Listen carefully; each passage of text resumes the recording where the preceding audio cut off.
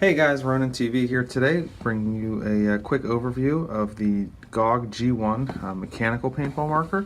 It's the previous G-1, or I believe that series was based off of the old SP-1s, which were electronic. This is the mech version. This is pretty much, my understanding is, internally it's very similar to the eNMEy. So we've got a proven mechanical design. We'll go over a few things in this overview. We'll start with packaging, then we'll get into how it feels, initial impressions, put some air through it, etc. So I got a nice gloss cardboard packaging here, and it goes over our features, what's included. Flip her over. Again, just a list of features. It's a nice print, whatever. It's a cardboard box. We have a little tab that opens it on this end here. Looks like options for 50 or 68 caliber are available for these. This is obviously a 68. Okay, so here we go. First thing you'll notice is the marker itself. This is some nice cut to fit foam. Get into some stuff here. We got a parts kit full of O-rings and Allen keys. Barrel sleeve. Actually, this is pretty nice. Heavy canvas with the reinforced barrel tip area. Actually, this is pretty nice. It's a lot better than those like chintzy vinyl ones that come with a lot of new lower cost guns. And when I say lower cost, I mean like under a couple $100.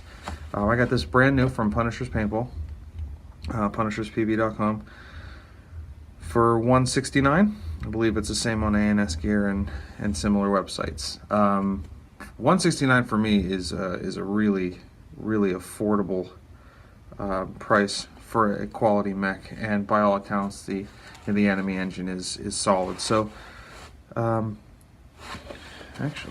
one thing I'm not seeing here is a manual. So between segments here, when we're done unboxing this, I'll pop on their website and see if there's a downloadable one that we can get into for the rest of this review, but I don't see one present right. I would kind of expect it right here. I'm laying on top. So that's sort of a bummer, especially on a gun in this price range. If this was going to attract someone who maybe wasn't mechanically inclined or newer to the sport, I feel like not having a manual on hand might be a mistake. Maybe it's just maybe it just didn't get packed. Maybe this was a mispack and just didn't get tossed in, but I feel like that's a mistake. So I'll get into the gun itself. It looks, I mean, it looks like exactly what it's advertised to be. It's a nice heavy composite, feels sturdy. It's got some weight to it, kind of automaggy and weight, which is good. I don't like those feather-like guns that all you kids are into these days. Stock.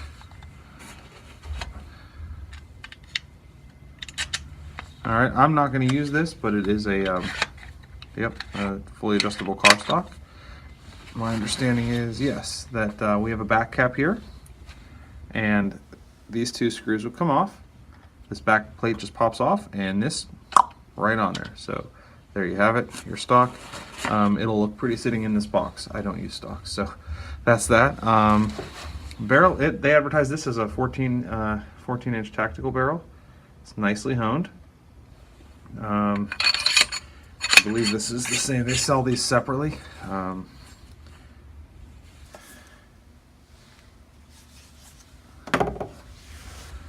Well, that's nice. All right.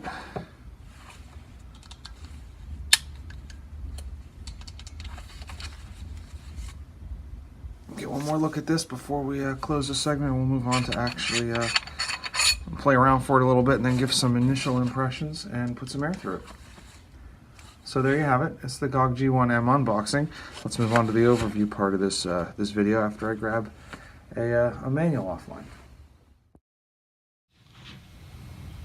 Okay guys, so we're back. Had a couple minutes to kind of putz around with this thing a little bit, and we're going to talk about a few things that I like and a few things that I don't like so far.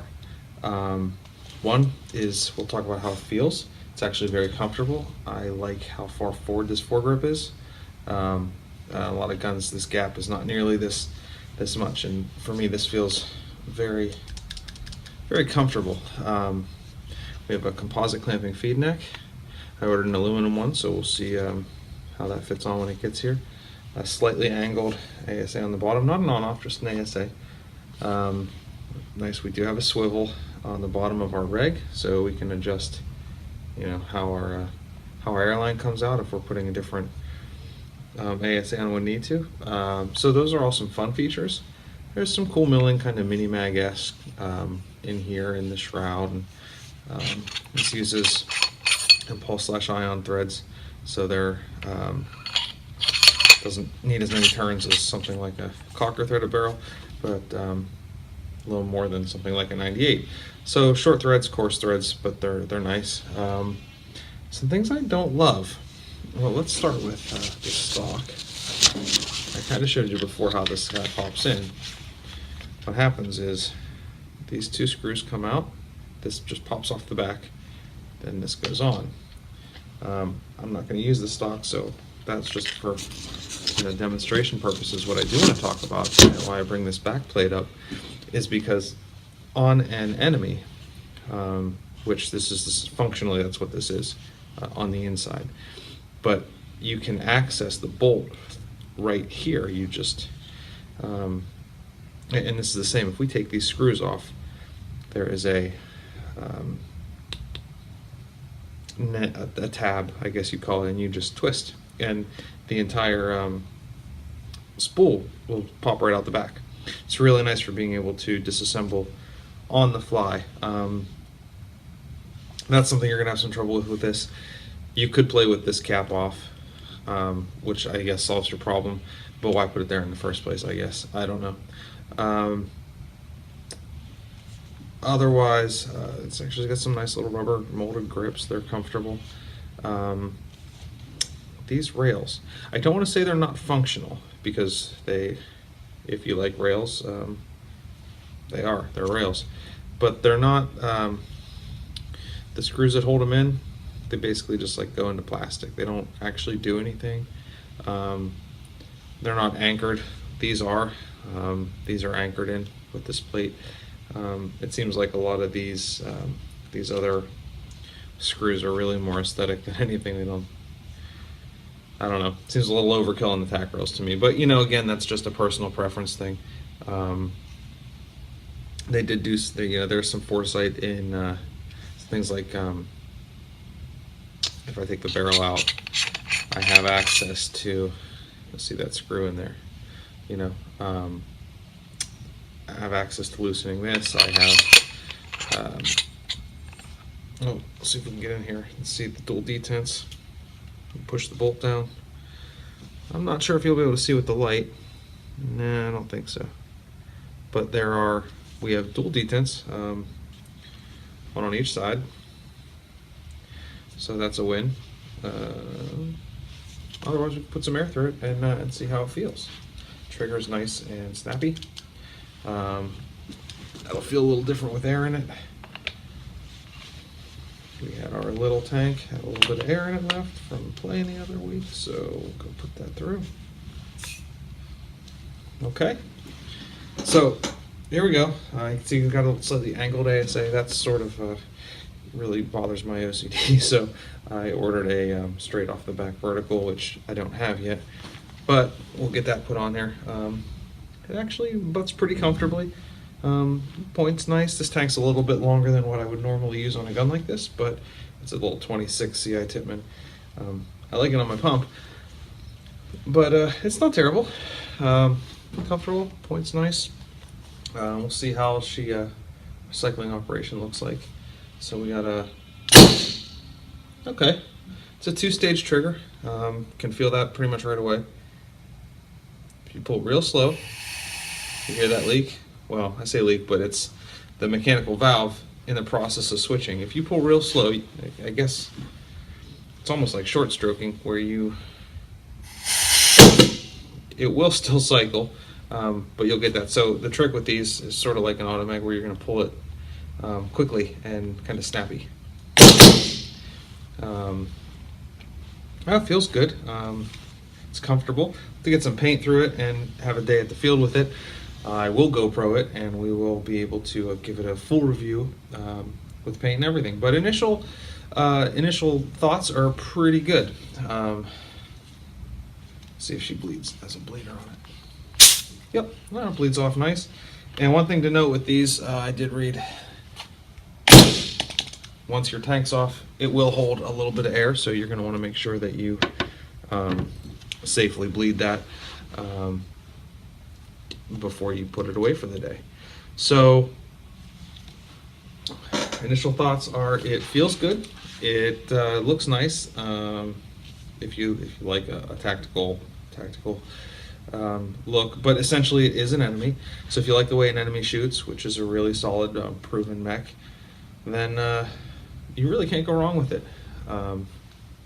It's got some pretty nice stock features with a decent quality barrel, low pressure reg. Well, okay, it's a high pressure reg that regulates to low pressure, let me say that right.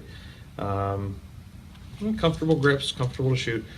I don't like that there's not a manual, and I looked online. You're probably going to want to go with the eNMEy manual for functionality. They actually don't have the G-1 Mech on there yet under their manuals and parts guides. I'm looking at it right now. The G1 that they have on there is the electronic version, not the Mech. So hopefully they update that soon. That's probably my biggest gripe, is the lack of a manual. If there is one, I didn't get one, and I can't find one on their website. So yet, I'm sure that'll get updated at some point in the near future. This is a relatively new offering from GOG.